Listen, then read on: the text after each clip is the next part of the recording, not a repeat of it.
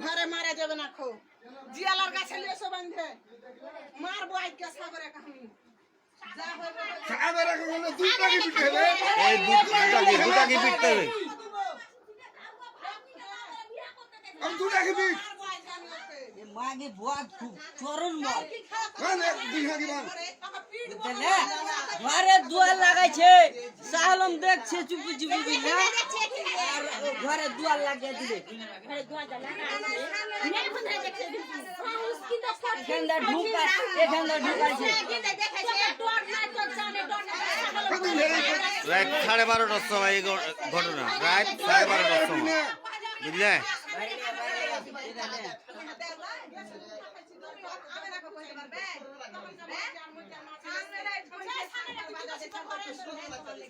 হ্যাঁ রাত 12:30টার সময় ঢুকে ঘর